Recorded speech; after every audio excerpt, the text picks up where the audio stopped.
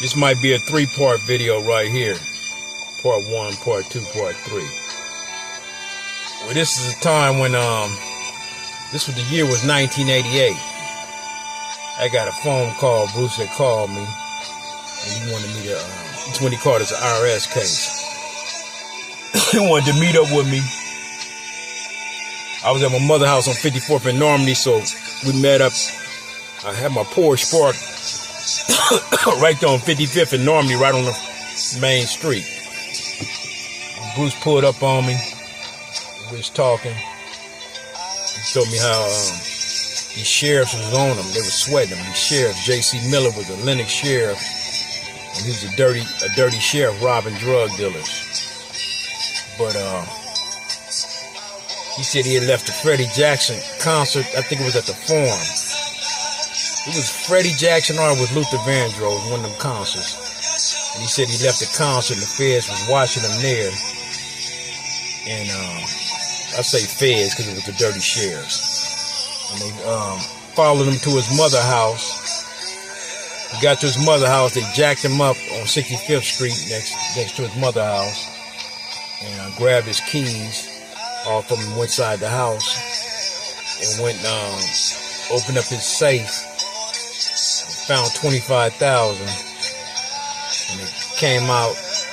He pulled him. They had him in the living room of his house, and threw the little money to him and say, "Nigga, we don't want this. We know you got more money than this." But they had told him that he was, they was gonna rob him, and they kept asking questions about myself. They kept asking him who that nigga in that black Rolls Royce. That's what he wanted to meet up with me and tell me about. Be careful. They had just tried to. They had just, during that time, they had just tried to rob E-Money on 55th Street, and he shot one of the sheriffs. His name was Miller, too, but it wasn't J.C. Miller. He had shot a sheriff. But that's what happened. He was telling me how they was asking questions about me, and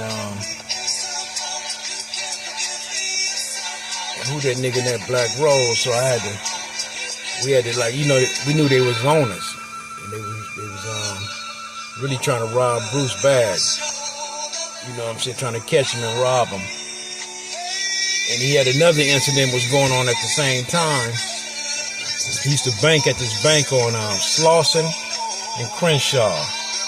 And one of the tellers tried to call him and warn him and tell him that the IRS was investigating his money in there. Yeah, because, he had a legit money for his business going in there, but it was some shit it wasn't adding up right. And he tried to get up there and they locked up on 160. That's what his IRS case was over when he went to the feds. It was over an IRS case. But,